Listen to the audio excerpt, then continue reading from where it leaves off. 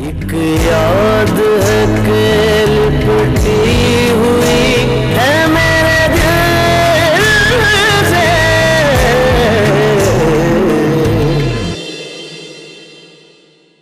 आगा जी hospital से वापस आ जाते हैं तो वेल एंड गुड, नहीं भी आते तब भी तुम कभी भी इस घर में राज नहीं कर सकोगी।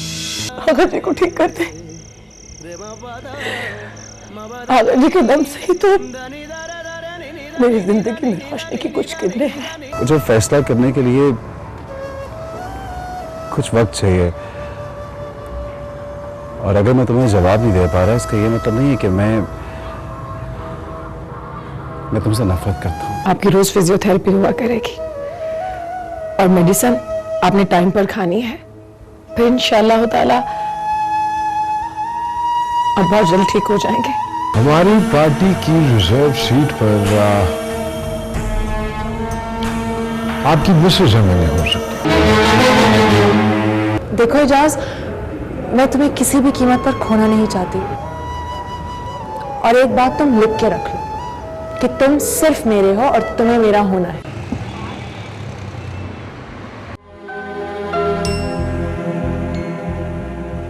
मुबारक हो आपको, आज से आप इस मुल्क की एलीट में शामिल हो गए हैं। 18 करोड़ आवाम में से नहीं रही है बाप, बल्कि चंद 100 हुक्मरानों में से एक हुक्मरान बन गई है। आज से आप एक आम इंसान नहीं है। Congratulations. You are MNA, Member of National Assembly. Thank you. Always there for you.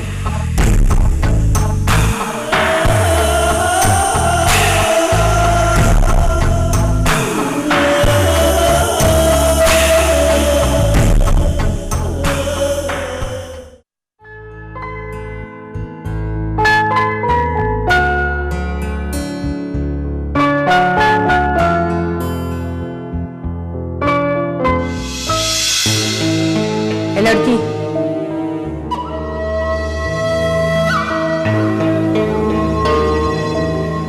मेरी बात सुनो,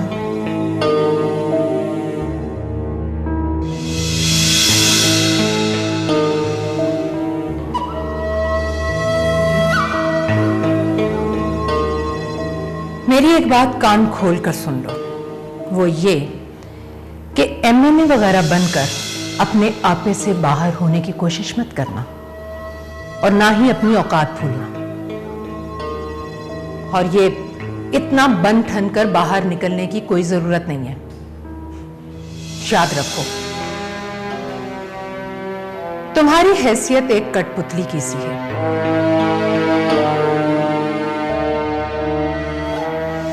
तुम सिर्फ वही करोगी जैसा करने को तुम्हें कहा जाएगा, ताकि तुम अपनी औकात ना भूलो, इसलिए वहीं रहोगी जहां तुम पहले रह रही थी। और एक और बात, ये तो मैं एमएनए किसी शौक में नहीं बनाया गया, इसकी कीमत दी है मैंने, प्राइस दी है इसकी, बाकायदा रकम दी है, और अब वो रकम वसूल करना होगी।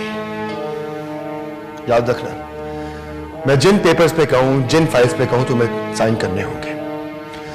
और हाँ, अगर ज्यादा सवाल जवाब करने की कोशिश की तो मेरा ख्याल है उस दिन वाला थप्पड़ तो तुम नहीं भूली होगी।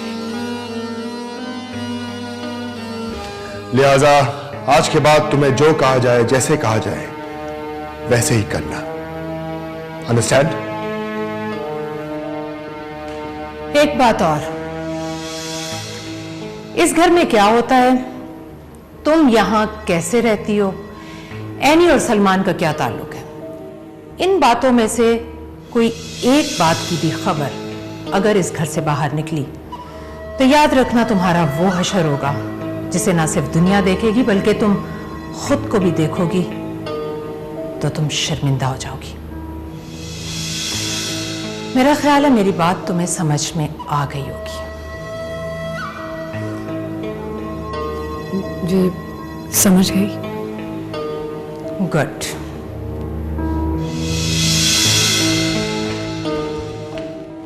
निरे रे निरे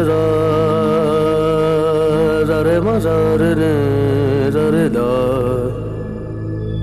दा दा रे रे मा रे रे रे नि रे मा रे नि रे मा रे नि दा दा रे रे मा मा पा मा रे।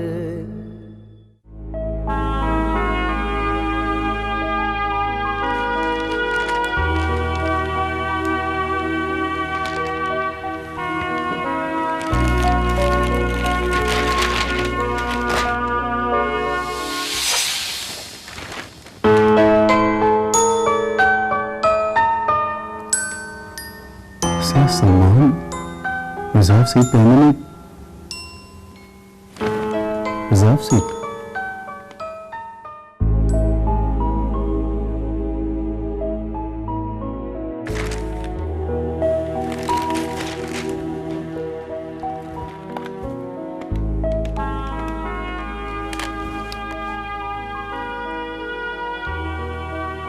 हेलो अस्सलाम वालेकुम जी मैं जर्नलिस्ट बात कर जर्नलिस्ट नसीर जी मुझे जी हाँ जिन्होंने अभी अभी भी ओथ लिया है जी जी जी लिखवाइए एक मिनट जी अब बोलिए प्लीज।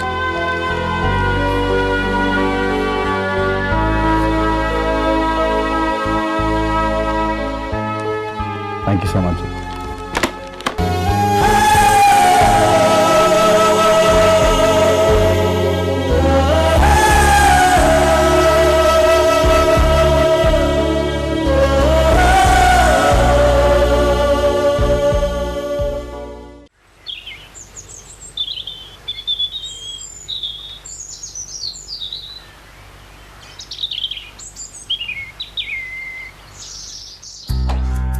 आजा पुत्र, आजा आजा आजा आजा आजा आजा।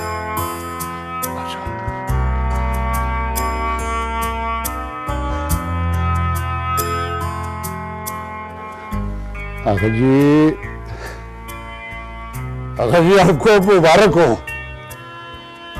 अपनी आसिया पुत्र कौमी असेंबली की मेंबर बन गई। ये देखिए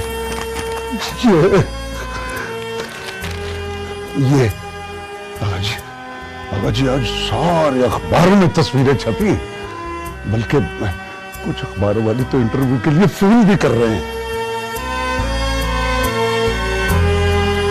आसिया पुत्र को इतनी इज्जत मिली है आगा जी, इतनी इज्जत मिली है कि मैं आपको बता नहीं सकता।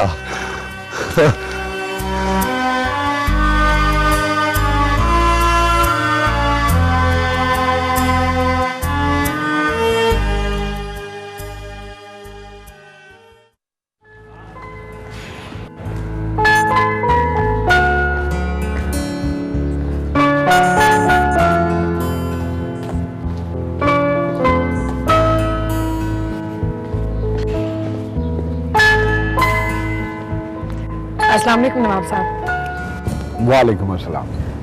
प्लीज। आई एम सॉरी, मैं 5 मिनट लेट हो गई। वैसे तो नवाब अब्बास अली खान किसी का 5 मिनट भी इंतजार नहीं करते, क्योंकि आप हमारी एक होनहार शागिर्द हैं, इसलिए हम आपका इंतजार कर सकते हैं। 5 मिनट से ज्यादा भी कर सकते हैं। तंज कर रहे हैं आप? नो, नॉट एट ऑल, बिल्कुल नहीं। गो के सियासतदानों का ये एक बहुत मौसर हथियार है, लेकिन हम इस वक्त तंज नहीं कर रहे।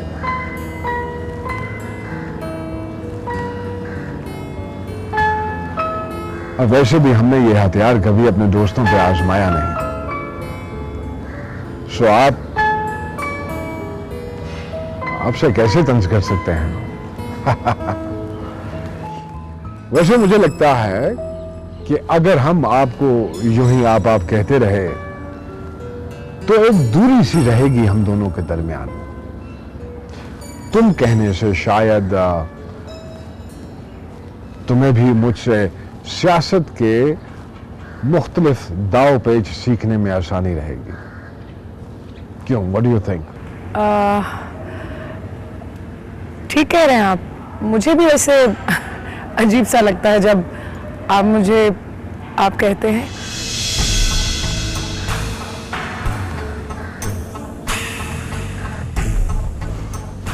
बस तो फिर ठीक है, आज से हम तुम्हें तुम कहेंगे। ठीक है। देखो, इस वक्त तुम्हें यहां मैंने इसलिए बुलाया है कि तुम्हें सियासत की पहली चाल चलनी है, और अगर ये चाल कामयाब हो गई तो मैं चाहता हूं कि तुम एमएनए ना रहो, बल्कि मेरी तो बाबा से भी बात हो गई है, मैं चाहता हूं कि तुम विमेन डेवलपमेंट की मिनिस्ट्री संभाल लो। मिनिस्ट्री? मिनिस्ट्री, वो झंडे वाली गाड़ी जिसके लिए लोग मरते हैं। मगर मैं मिनिस्ट्री कैसे हैंडल कर पाऊंगी? तुम्हारा क्या ख्याल है कि मिनिस्ट्री में काम सिर्फ मिनिस्टर करते हैं? तो और कौन करता है?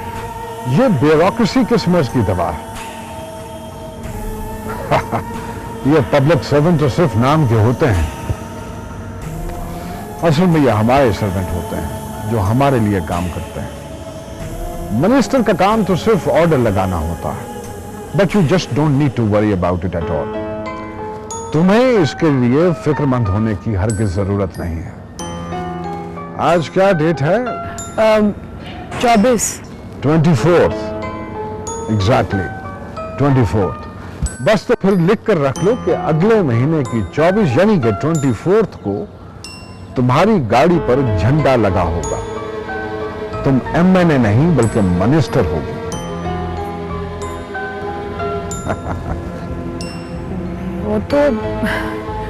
वो तो ठीक है नवाब साहब, मगर एक चीज और, मैं नवाब दुनिया के लिए हूं। मुझे अच्छा लगता है जब दुनिया वाले मुझे नवाब कह के बुलाते हैं, लेकिन मैं चाहता हूं कि जब दोस्त मुझे बुलाएं तो नवाब कहकर ना बुलाएं, अब्बास कहकर बुलाएं, अब्बास अली खान। और स्पेशली जब मैं अपने दोस्तों के साथ निजी महफिल में होता हूं, जैसे इस वक्त तुम्हारे साथ। जी मैं समझ गई अब्बास। इसीलिए मैं कहता हूं कि तुम एक बासलाहियत खातून हो, और आगा फैमिली में तुमसे ज्यादा बासलाहियत और कोई नहीं है। एंड आई एम श्योर कि वो तुम जैसी शार्प माइंडेड को अभी तक समझ ही नहीं पाए हैं। Thank you very much Abbas. तो मैं तुम्हें बता रहा था कि तुम्हें क्या करना होगा।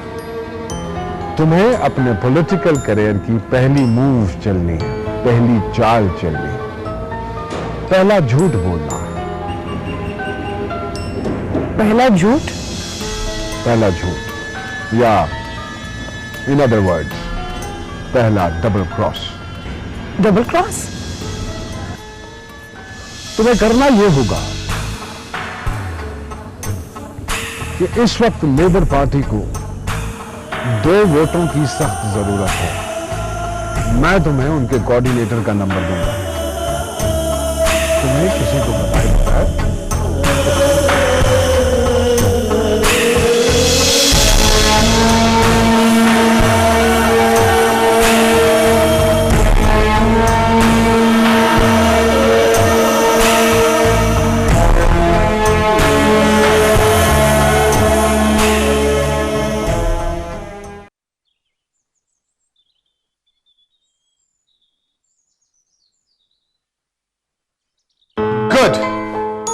Good, very good. अगर तुम मिनिस्टर बन जाती हो तो इसका मतलब जानती हो तुम?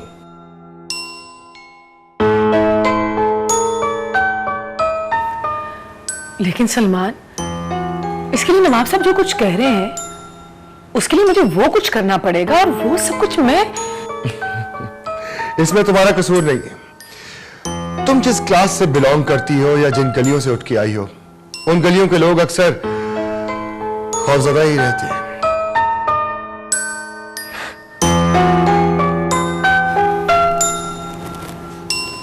सलमान, मगर सलमान, जुम्मा 8 दिन हुए नहीं तुम्हें असेंबली में गए और तुमने सवाल करने शुरू कर दिए।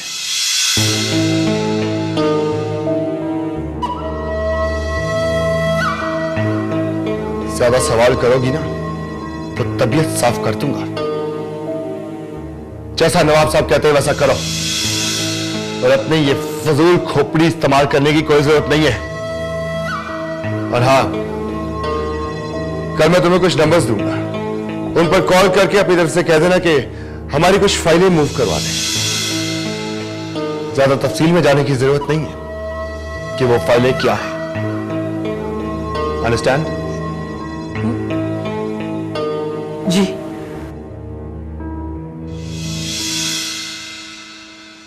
निरे दरे निरे दरे मजारे ने दरे दा दरे दरे मरे रे दरे ने दरे मजारे ने दरे मरे ने दा दरे दरे रे मामा मा रे मामा नी दा मारे ने दा सा।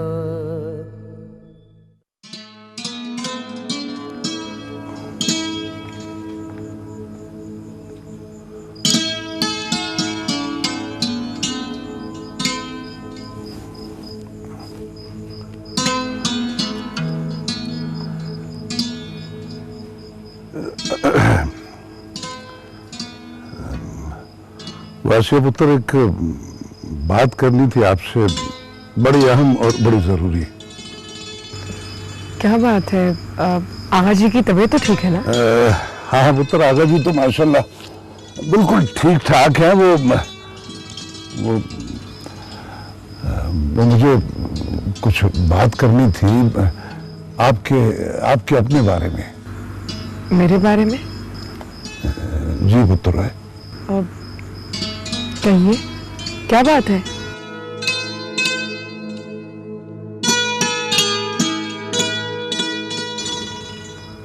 देखो, जिन हालात में आप जिंदगी गुजार रही हो, वो सब कुछ मैं खुद देख भी रहा हूं। कभी कभी मैं सोचता हूं कि झूठ है, ये सब गलत है। कोई भला इन हालात में जिंदगी कैसे गुजार सकता है?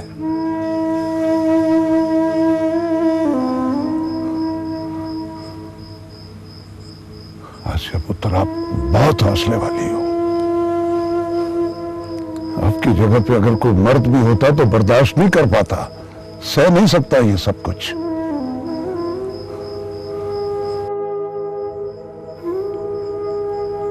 लेकिन ये जो वक्त है ना, इस सब कुछ सहने पर मजबूर कर देता है। बहुत बड़ा उस्ताद है ये,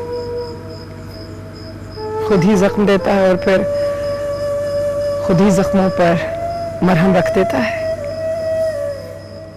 वो तो सब ठीक है पुत्र, मैं आपको कोई मशवरा देने के लायक तो नहीं हूं, और ना ही आपको मेरे मशवरे की कोई जरूरत है।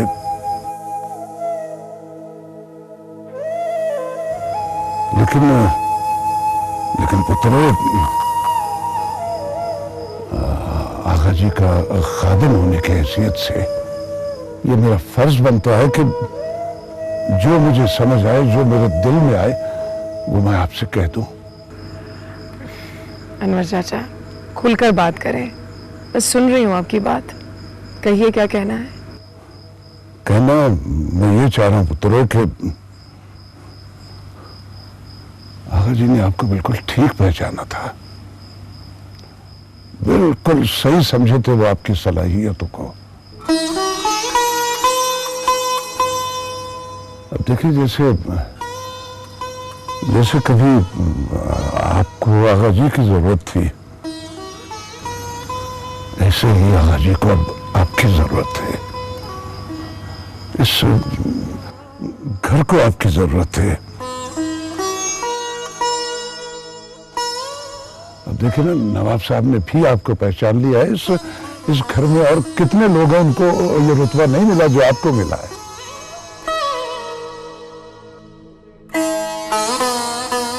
सारी दुनिया में कितनी इज्जत है आपकी। आप क्या कहना चाह रहे हैं अनवर चाचा? कहना मैं ये चाह रहा हूं कि ये इज्जत आपके कांधों पर कर्ज है आगा जी का।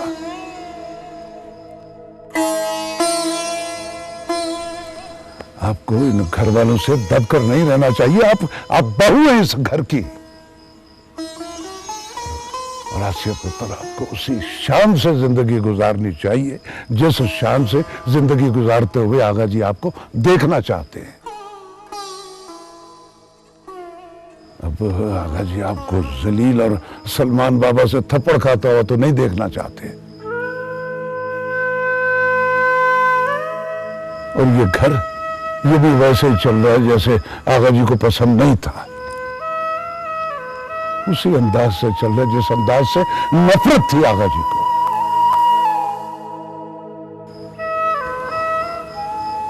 तो आप इस घर को वैसे चला सकती हो जैसे आगा जी चाहते थे। क्या मतलब? मेरा मतलब यह है कि मैंने कहा ना कि आपके कांधों पर बहुत बड़ी जिम्मेदारी है। इस घर को, इस खानदान को आपको उसी रास्ते पर लेकर चलना है जिस रास्ते पर आगा जी इसे चलता हुआ देखना चाहते थे।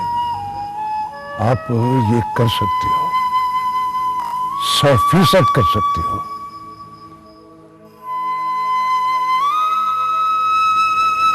मेरे पुत्र, अपने आप को पहचाने। कुदरत ने, जिंदगी ने आपको इस काबिल बना दिया है कि अब आप आगे बढ़ के इस घर की बागडोर अपने हाथ में ले लें।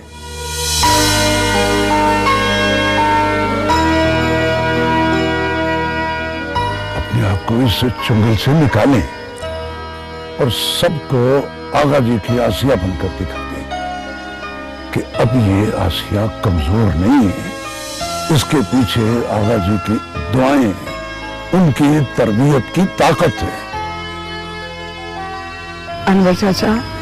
हाँ आसिया पुत्र, अगर आप चाहें और हिम्मत करें तो ना सिर्फ अपनी तकदीर बल्कि इस खानदान के बहुत से लोगों की तकदीर बदल सकती है।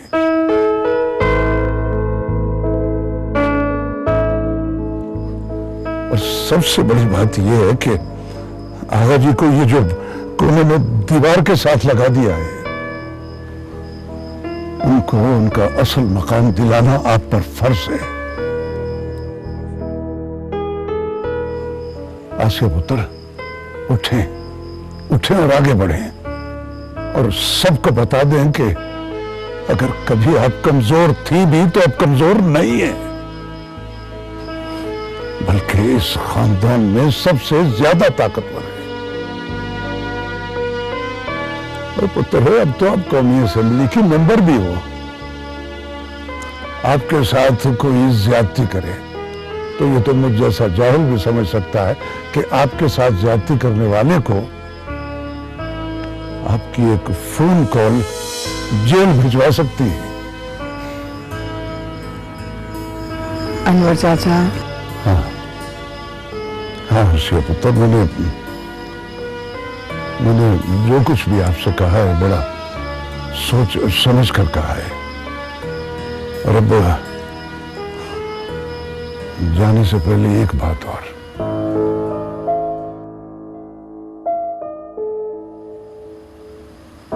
आपने अगर ऐसा ना किया तो ये आपकी बहुत बड़ी बदकिस्मती होगी। सिर्फ आप ही की बदकिस्मती नहीं बल्कि इस पूरे खानदान की भी। आप आज जो कुछ भी है सिर्फ और सिर्फ आगा जी की वजह से। इस घर को, इस खानदान को ठीक करके आगा जी का कर्ज उतारना आप पर फर्ज है। और अगर ऐसा नहीं हुआ तो याद रखिएगा, आगा जी तो आपसे कुछ नहीं कहेंगे, लेकिन आगा जी के एहसान, उनकी मोहब्बत आपको कभी माफ नहीं करेगी, कभी माफ नहीं करेगी।